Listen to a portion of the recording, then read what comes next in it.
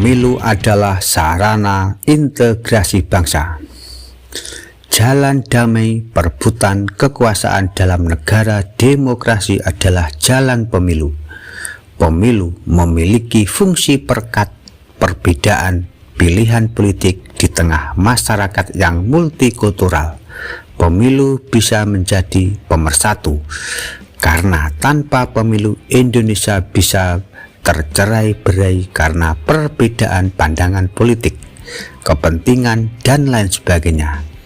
Tapi dengan pemilu, perbedaan pandangan politik bisa menyatu dalam bingkai negara kesatuan Republik Indonesia.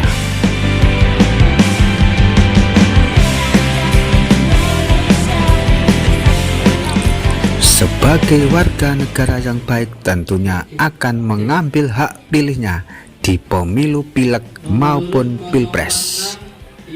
Datang ke tempat pemungutan suara dan mencoblos adalah salah satu bentuk sumbangsihnya untuk kemajuan dan keberlangsungan masa depan bangsa Indonesia ke depan yang lebih baik.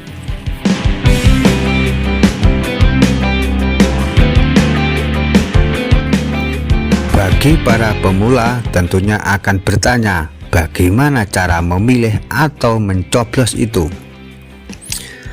Di Indonesia mempunyai tata cara memilih pada pemilu, yaitu dengan mencoblos surat suara. Hal ini tertuang dalam pasal 353 ayat 1 Undang-Undang Nomor 7 Tahun 2017 tentang pemilihan umum.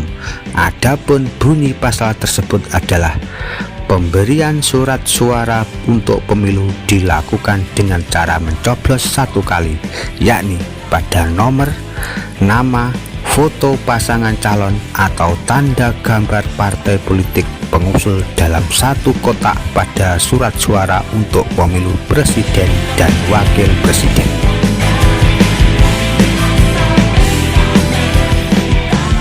Sedang pemilih yang sudah terdaftar dalam DPT dapat menggunakan hak suaranya di TPS pada hari Rabu 14 Februari 2024 pada pukul 7.00 sampai 13.00 waktu setempat.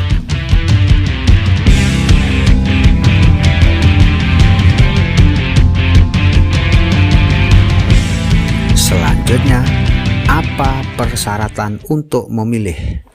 Bagi pemilih yang sudah terdaftar dalam daftar pemilih tetap atau DPT akan mendapatkan surat pemberitahuan yang bisa dibawa ke tempat pemungutan suara atau TPS.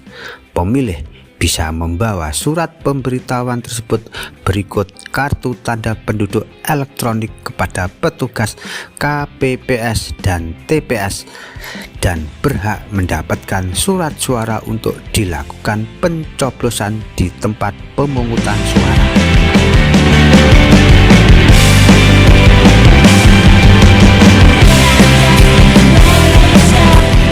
Selanjutnya, apakah bisa memilih dengan surat? Bagi warga negara Indonesia di luar negeri yang jauh dari lokasi tempat pemungutan suara luar negeri atau TPSLN bisa memilih dengan tata cara mencoblos surat suara dan mengirimkannya surat suara tersebut melalui pos kepanitia pemilihan luar negeri atau PPLN.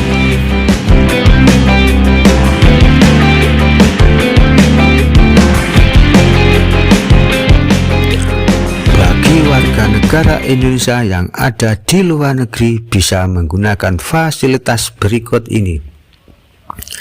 Datang di tempat pemungutan suara luar negeri, memasukkan surat suara ke kotak surat suara keliling atau KSK dengan menggunakan fasilitas via pos. Warga negara Indonesia bisa datang ke tempat pemungutan suara yang biasanya dibangun di pusat perkumpulan warga negara Indonesia atau kedutaan besar dan konsulat jenderal.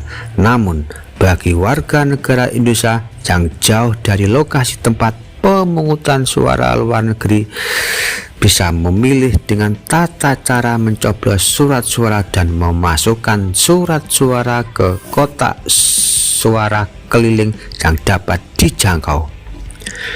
Panitia pemilihan luar negeri di tempat warga negara Indonesia bekerja dalam satu kawasan, namun bagi warga negara Indonesia yang berlokasi lebih jauh dan terpencil dapat mengirimkan surat suara tersebut melalui pos ke panitia pemilihan luar negeri.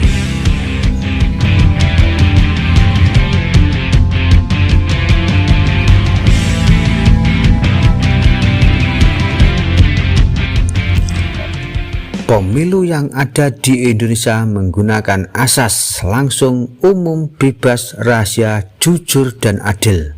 Langsung artinya pemilih langsung menggunakan hak suaranya oleh dirinya sendiri.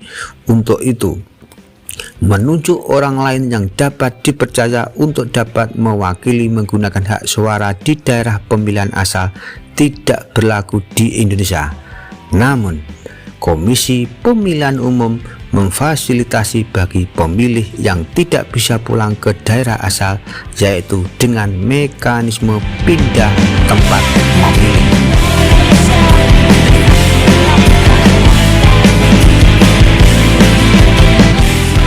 Berikut penjelasan cara pindah memilih di pemilu 2024. Yang pertama, datang langsung ke panitia pemungutan suara atau PPS, panitia pemilihan kecamatan atau PPK, atau Komisi Pemilihan Umum Kabupaten atau Kota.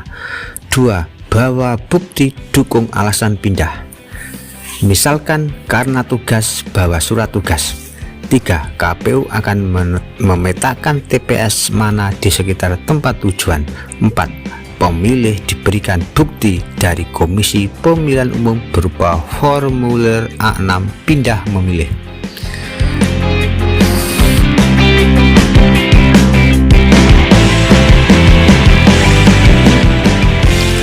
Berikut yang dibolehkan pemilih pindah tempat memilih.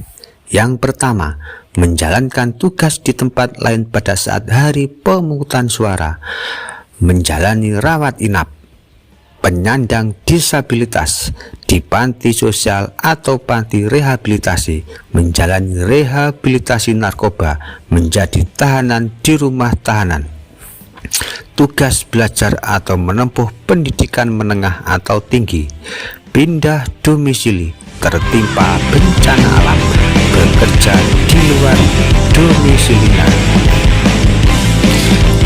Yang terakhir, keadaan tertentu di luar dari ketentuan diatas sesuai dengan peraturan perundang-undangan.